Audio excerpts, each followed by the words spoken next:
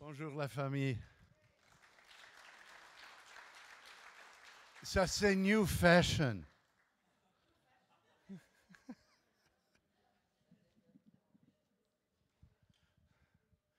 Si quelqu'un m'avait dit il y a 3 ans qu'on va à l'église avec les masques, je disais qu'il est fou. Et aujourd'hui, nous avons nos propres masques. Invitons le Saint-Esprit. Saint-Esprit descend, remplit cette salle, remplit le cœur de tout le monde qui est là. Et spécialement tout le monde qui est en écran, en ordinateur, maintenant ou après. Seigneur, s'il y a plus que 400 personnes qui le voient après, et je prie maintenant qu'il y a beaucoup de gens qui ne te connaissent pas, qui seront touchés par ta présence, Seigneur. Dans un temps instable, tu es vraiment la stabilité que nous avons besoin. Et je prie aussi, Seigneur, que tu me donnes la capacité de parler en français et m'exprimer, exprimer mon cœur plutôt, pas mes pensées. Et je prie aussi, Seigneur, que ce message est inspiré par ton esprit, que ça vient de toi, Seigneur. Et nous ouvrions nos cœurs à ce moment. Nous ouvrons nos cœurs pour toi et pour tout ce que tu veux dire. Amen. Amen. C'est juste un instant. Ça commence. Je suis fier en vous. Est-ce qu'on peut dire ça? De vous. Je suis fier de vous. On a fait un questionnaire, on a reçu des réponses de la qualité de cette église. Et oui, mes chers, nous avons des problèmes. Et les problèmes que nous avons sont très visibles. Et ça nous donne la chance à travailler ensemble pour améliorer les défis que nous avons. Mais en même temps, écoutez, cette église arrive. C'est incroyable. Cette église arrive avec une qualité de la spiritualité en Suisse qui est incomparable. Et quand j'ai vu les résultats, j'ai pensé, c'est pas possible. Parce qu'Olivier, il n'est pas si spirituel. Et sa femme non plus. Et Harris, oh non, je ne sais pas. Mais c'était tellement encourageant pour moi de voir. C'est une église spirituelle. Vous avez un cœur pour Christ. Vous pouvez voir comment le Seigneur agit. Vous avez soif. Vous avez faim de sa présence. Vous avez un désir à vraiment embrasser le futur ensemble, même si vous avez des défis. Et c'est clair, il y a, comme j'ai dit, les défis au niveau qu'on a vu sur la structure, la délégation, des autres choses. Mais en même temps, ça m'a vraiment touché. Vous êtes un peuple spirituel, après le cœur de Christ. Et ce n'est pas les pasteurs, c'est l'Église. C'est vous tous. Et ça me montre que cette Église a un avenir, pas à cause des responsables seulement, mais à cause de tout le monde qui fait part de cette famille chrétienne. Ça, c'est encourageant ou pas? Absolument pour moi. Oui.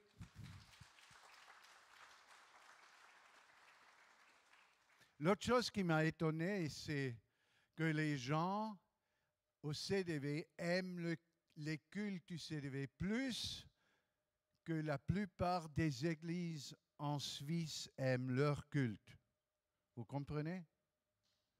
Ça veut dire, vous avez ce sentiment intérieur que la présence du Saint-Esprit est parmi vous quand vous êtes ensemble.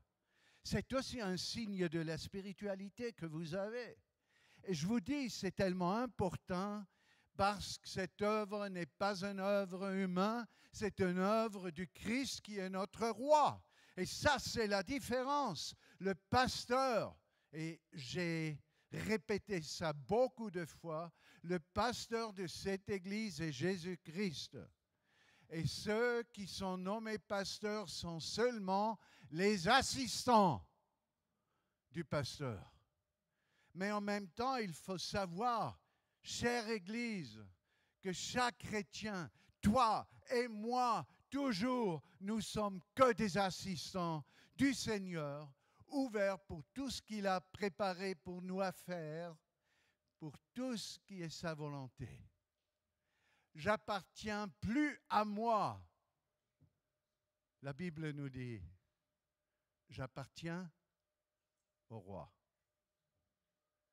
Et il y a des gens qui pensent, mais je fais mes propres décisions. C'est une société développée. On est démocratique. Mais nous nous rendons compte que notre roi est le roi de nos cœurs. Et c'est plus nous qui vivons, c'est lui qui vit en nous.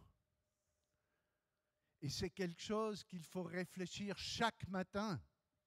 Ce n'est plus moi matin qui vis. C'est toi, Seigneur, qui vis en moi.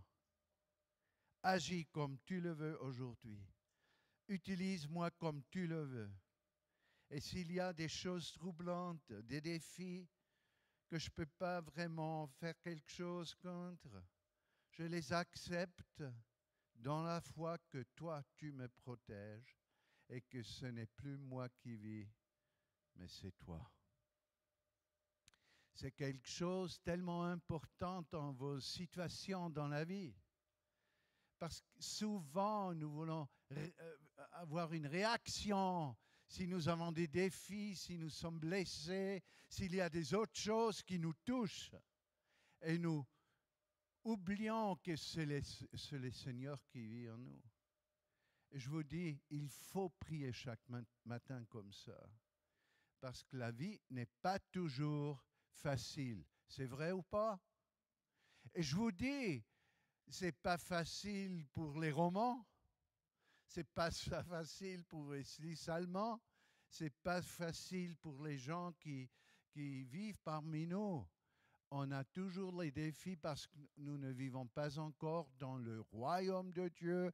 Nous sommes des représentants du royaume de Dieu dans un monde étrange qui a des différentes valeurs.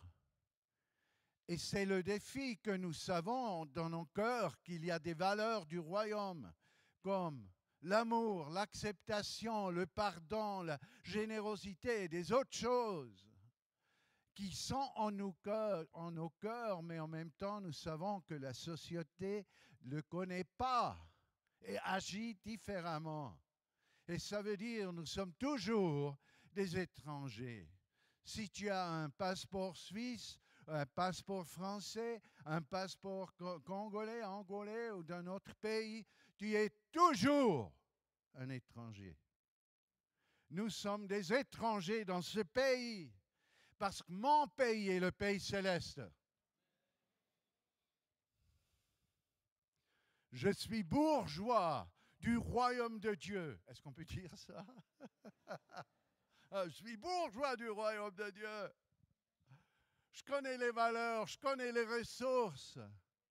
Et il m'a envoyé comme un ambassadeur ici en Suisse.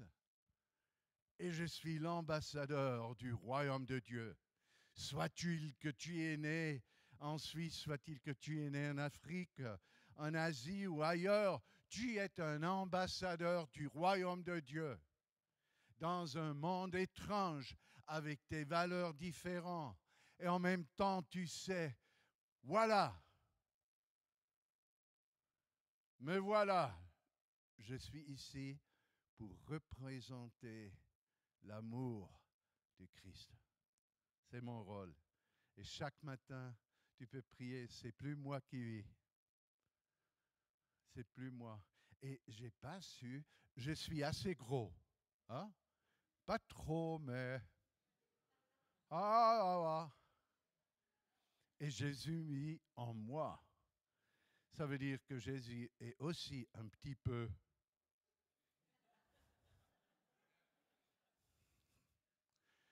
Il n'est pas mince. Ça veut dire que Jésus est aussi Aris. Il est noir. Ah, voilà. T'as su ça? S'il vit en toi, il est noir. Hein? Réfléchis. Mais il est aussi chinois.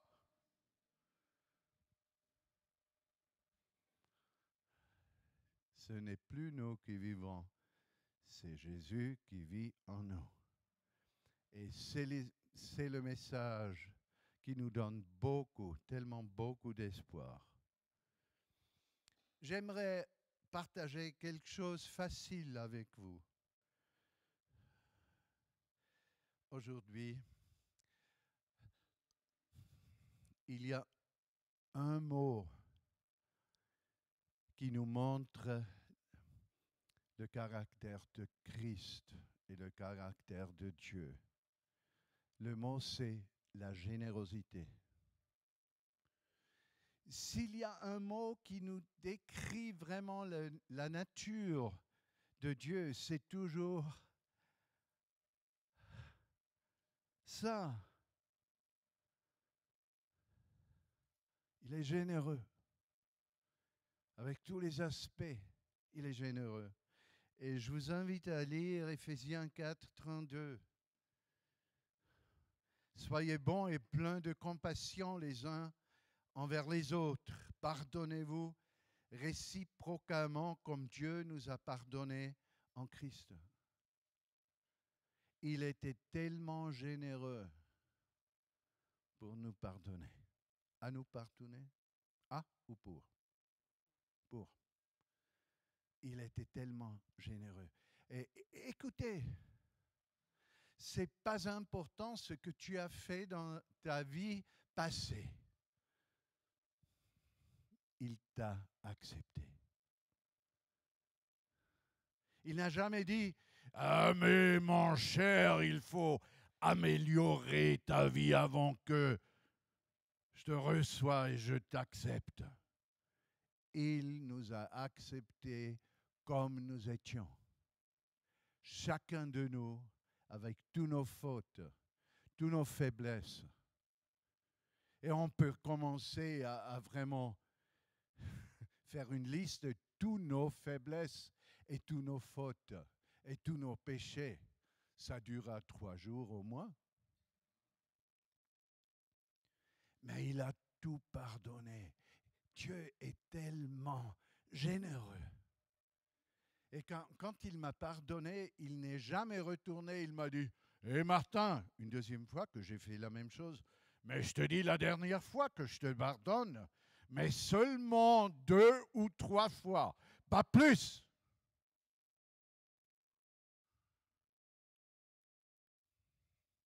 Il est toujours prêt à nous pardonner quand nos cœurs sont honnêtes. Il ne joue pas un jeu et on ne peut pas jouer avec Dieu, mais on peut savoir que son pardon reste présent dans nos vies du moment où nous avons fait connexion avec lui, connaissance de lui, jusqu'au moment de la gloire. Est-ce qu'on dit le mort ou la morte? Le mort. Le mort. La morte? Non. Jusqu'au moment de la mort. Et il faut vraiment savoir. Écoutez, aujourd'hui, les sciences et la société nous disent qu'il ne faut plus mourir. C'est juste ou pas? Même au télé, j'ai vu qu'il y a des scientifiques, qu'il y a des scientifiques qui ont dit, dans ce siècle, on va tuer la morte. La mort. Vous comprenez que ça n'existe plus, que l'homme peut vivre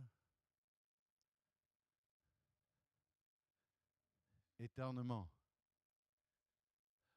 Et de temps en temps, je me demande, Seigneur, pourquoi tu as permis cette corona? Dans un sens, c'est fou que nous avons les masques et tout ça. Dans un sens, je pense. Dans le canton de Berne, il y avait entre juin et la fin d'août, en 3 mois, il y avait combien de morts de corona? 2. Ça veut dire il y a quelque chose qui existe dans notre société qui est marqué par l'angoisse.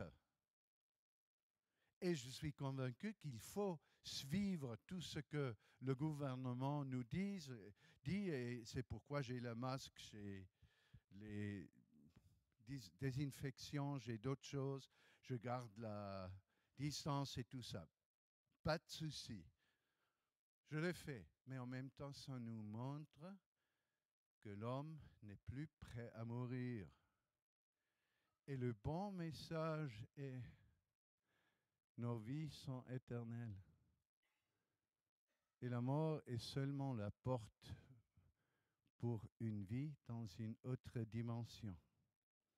Et cette autre dimension est plus belle, plus riche et mieux que la dimension que nous vivons là-dedans aujourd'hui. Et les chrétiens, dites l'Église, votre foi est demandée, que vous êtes à l'aise, que le jour s'approche où vous allez mourir. La mort n'a plus de force dans nos vies. Parce que nous savons, il y a une éternité et c'est seulement un temps court que nous sommes ici dans ce monde. Vous comprenez? Ah voilà le pardon et c'est pourquoi il nous a donné cette vie éternelle que le texte nous a dit, c'est important que nous pardonnons l'un l'autre. Réciproquement, comme Dieu nous a pardonné en Christ, pardonnez-vous. Et je vous dis, même dans la situation où nous sommes comme Église, ma famille, nous tous, il y a assez de raisons de pardonner l'un l'autre. Et je vous dis, si nous n'avons pas la capacité à pardonner, nous ne pouvons pas accepter le pardon de Christ. Je pense, et c'était toujours dans ma vie, Seigneur, comment je peux garder mon cœur doux? Mais si vous êtes responsable pour des églises, et plus que 100 églises, il existe assez de raisons à tourner amer. Je promets. J'ai déjà pensé, les chrétiens sont pires que les gens qui ne sont pas chrétiens. Parce que j'étais blessé le plus des chrétiens.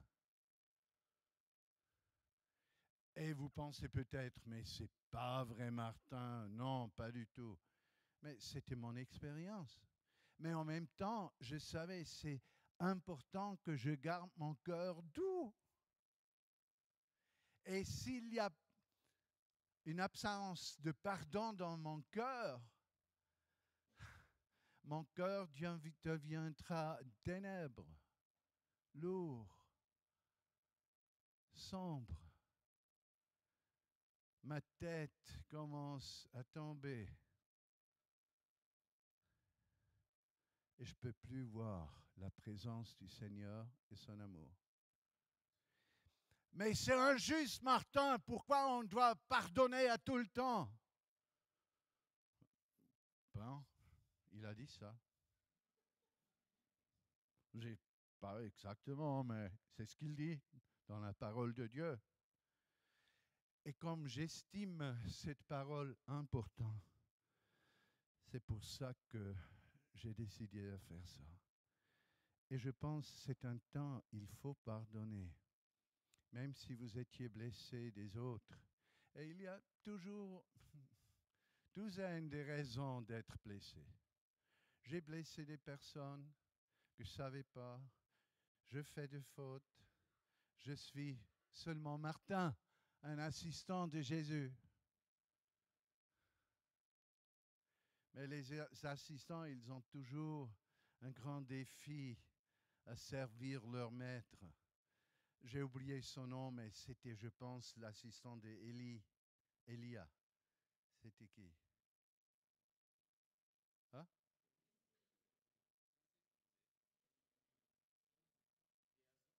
Géasi. Géasi. Il faut lire l'histoire de Géasi. C'est choquant. Mais il était l'assistant. Les assistants font des fautes et c'est important dans le Nouveau Testament que nous pardonnons. Sinon, nos cœurs restent sombres, amers et la tête tombe. On ne peut plus voir ce que le Seigneur veut faire. Est-ce que le pardon inclut confiance? Non. Non. Qui a dit ça? Le pardon nous donne la liberté à travailler sur la confidence. Mais on ne peut pas arriver avec la confidence sans avoir pardonné. Ça commence comme ça. C'est la générosité. C'est la générosité du Seigneur et c'est notre générosité parce que nous ne vivons plus. Mais c'est lui qui vit en nous. Exactement. Deuxième point, la générosité est montrée. Éphésiens 2, versets 18 à 22. C'est l'hospitalité. C'est l'hospitalité. À travers lui, en effet, nous avons les uns les autres accès auprès du Père par le même esprit. Nous sommes de la famille de Dieu. Ainsi donc, vous n'êtes plus des étrangers. Vous savez, avec le peuple de Dieu, les étrangers n'existent plus. Voilà. Nous sommes une famille colorée. Voilà, coloré. C'est tellement joli. Ben, je vous dis, d'avoir la famille si proche en Afrique, en Asie, en Amérique du Sud, les Latinos, même les Américains aux États-Unis même, et des autres. Je suis un homme riche parce que j'ai famille partout, dans chaque pays. Je peux dormir dans une maison, sur un lit, dans chaque pays, parce que j'ai de familles qui me nourrissent, qui me donnent un lit et même des habits. Ah, nous sommes riches. C'est incroyable. Parce qu'il n'y a plus des étrangers. Et ni résidents temporaires. C'est bien, hein?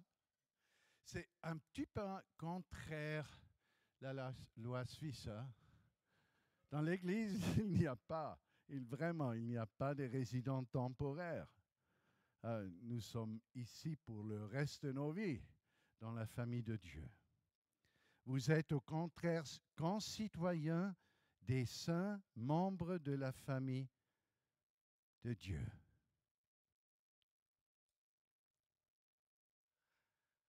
Et pour moi, j'étais accepté dans une tribu au Ghana. Ils m'ont accepté comme un fils du village. Puis le chef, le roi du village m'a dit, Si tu as un problème en Europe, tu peux toujours venir ici.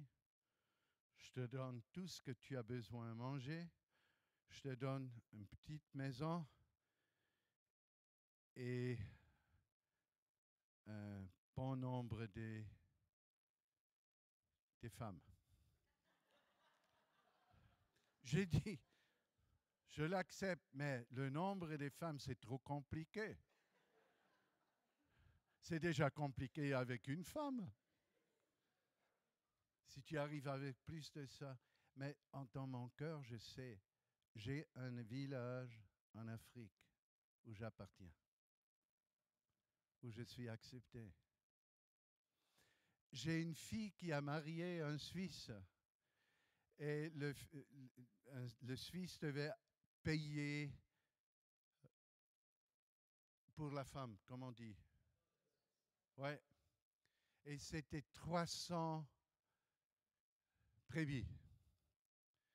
Et puis, il a donné tout son argent au ministère. Il est venu chez moi, il m'a dit, mais j'ai besoin, je ne me souviens plus, 10 000 ou quelque chose comme ça. Et nous avons fait une collection à l'église. Hein? Une collecte.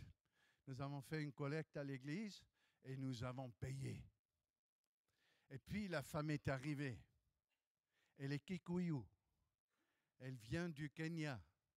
Elle est venue chez moi, elle m'a dit « Bonjour papa ». Maintenant, ça c'est normal en Afrique qu'on m'appelle papa. Mais chaque fois, quand elle m'a vu, elle m'a dit « Papa », il m'a raconté tout. Un jour, j'ai demandé « Écoute, ça me bénit vraiment que tu me donnes le nom papa. Mais dis-moi, pourquoi ?» Elle a dit « Mais tu as payé la dot et maintenant tu es devenu mon papa en Europe. » Et les Kikuyu. Si tu es un père d'une femme Kikuyu, qu'est-ce que vous êtes? Hein? Ah, il faut réfléchir. Je suis Kikuyu. Parce que sans ça, je ne peux pas être le papa d'un Kikuyu. Hein? Réfléchissez. Est-ce que c'est joli ou pas? La famille, ensemble. Et je pense que c'est important que vous vous concentrez sur ça. En ce temps, commencez à inviter l'un l'autre. L'hospitalité est le signe de la générosité de Christ. Il nous donnait l'hospitalité à nous accepter dans sa famille. Il nous a adoptés comme ses propres enfants. Le prix de l'adoption, c'était sa vie. Et ne nous appartient plus à nous, mais à lui. Et je pense que c'est extrêmement important en ce temps que nous pratiquons l'hospitalité, que vous commencez à inviter l'un l'autre, spécialement ceux de l'Église que vous ne connaissez pas bien. Et ne dites pas seulement oui, oui, il faut le faire. Parce que je pense que cette unité spirituelle, cette unité que le Seigneur nous a donnée, cette hospitalité, est important pour notre Église pour vivre en futur. Et le troisième point final, la générosité est visible par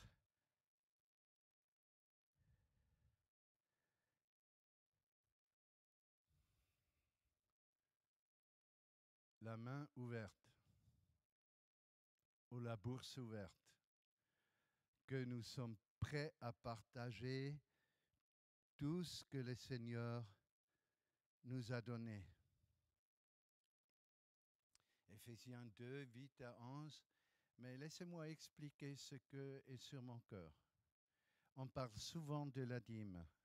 Il faut donner 10% à Dieu. Et naturellement, on sait, c'est donné à l'Église.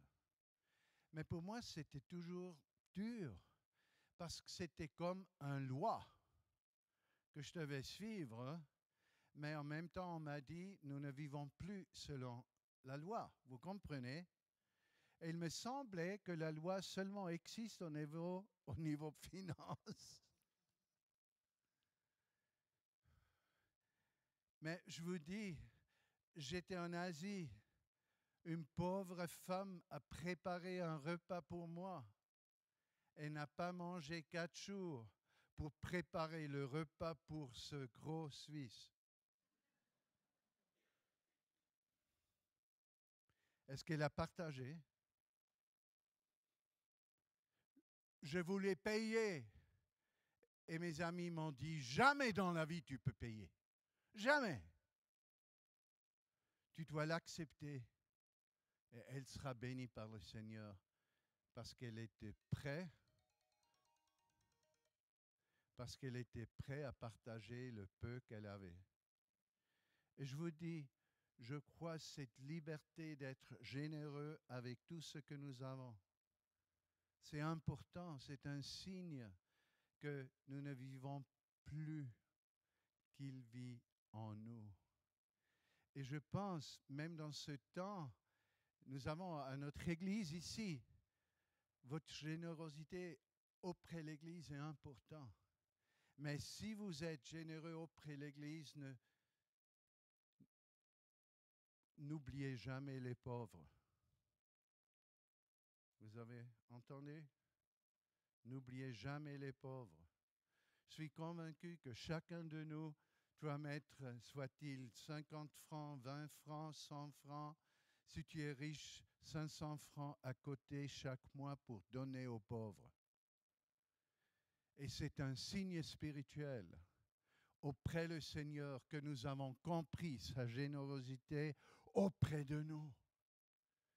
Et cette œuvre, le CDV, ce n'est pas une œuvre de Cyril, Héloïse ou Olivier ou Harris ou quelqu'un d'autre. C'est l'œuvre de Christ. Et c'est pour ça, dans ce temps, c'est important que nous ouvrons nos cœurs aussi au niveau de l'argent. Ce n'est pas que nous avons un grand problème, parce que j'ai vu que l'Église est très fidèle. Vous êtes fidèles. Mais en même temps, je pense que nous avons ce défi que nous devons vraiment vivre comme une famille. Et la famille a perdu quelques membres. Ça nous fait du mal, parce que ce sont des gens que nous aimons. Et je peux dire de mon part, j'ai aucun problème avec une personne. Mon cœur me dit, restons ensemble. Si nous avons des problèmes, est-ce qu'on peut les résoudre? Est-ce qu'on peut trouver un chemin? Parce que je vois que le pays de Neuchâtel, l'État de Neuchâtel, le Jura, même le Vaud, et les Bernois spécialement, et les Fribourgeois aussi, ils ont besoin d'un témoignage vivant de l'amour de Dieu. Amen. Seigneur Jésus, viens par ton esprit. Même à ce moment, les gens qui sont en ordinateur, peut-être lundi, mardi, mercredi ou jeudi, viens Saint-Esprit, touche-les. Et j'aimerais vous demander si vous avez senti que au niveau de pardon, il y a encore des choses là-dedans et c'est dur à les vraiment laisser. Et vous disiez, quelque chose me touche, je veux pardonner. Et Seigneur, permets-moi à pardonner. Est-ce que vous pouvez vous lever? Et ce n'est pas nécessairement auprès de l'Église, ça peut être dans votre mariage, votre travail, votre famille, les parents. Vous étiez traité injuste. Il y a tellement beaucoup de raisons. Harris, pour toi, tout est clair?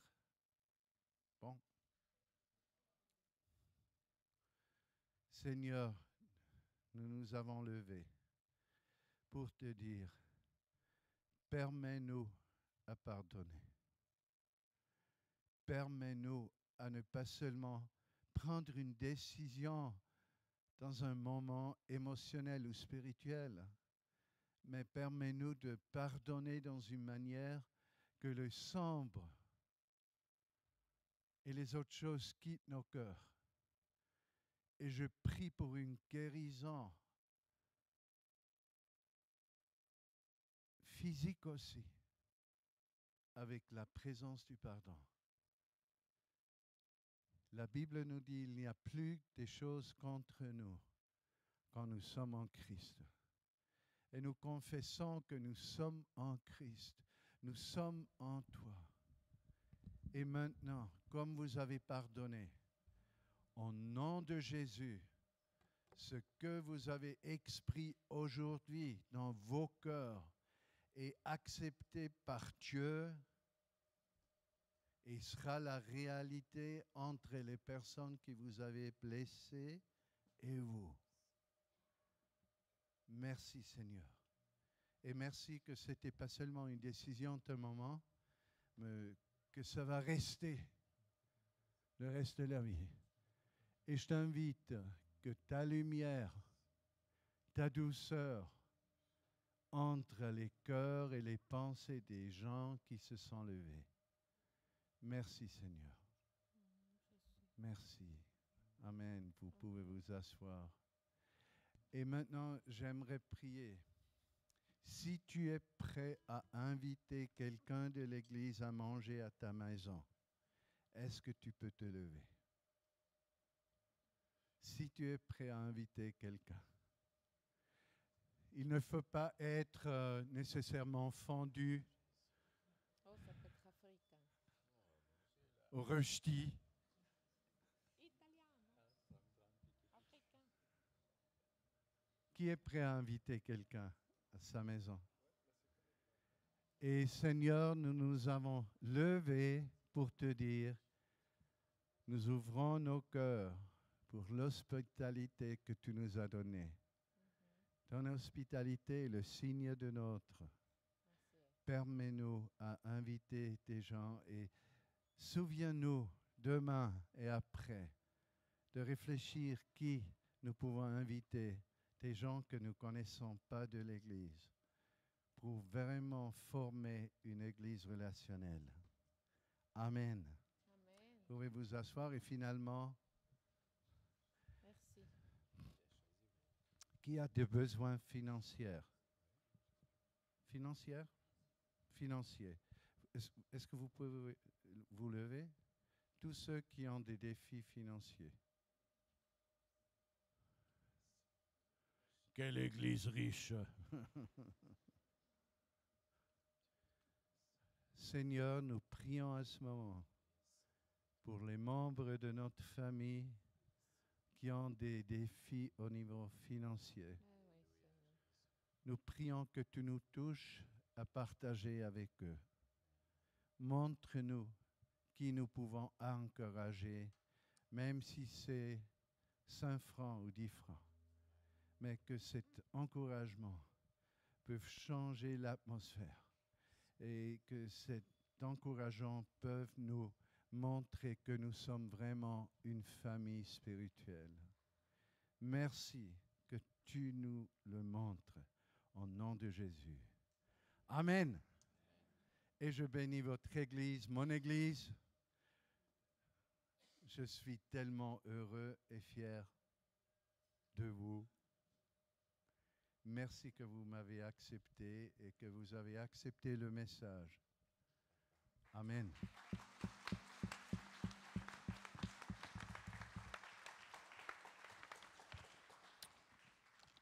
Il y a eu pas mal d'invitations, d'encouragements, pas mal de choses qui nous concernent vraiment directement. Du coup, ils prennent toute la place. On avait à cœur de prendre encore 2 chants pour voir de quelle manière Dieu nous parle encore, pour voir qu'est-ce qu'on a encore à dire à Dieu, est-ce qu'on a encore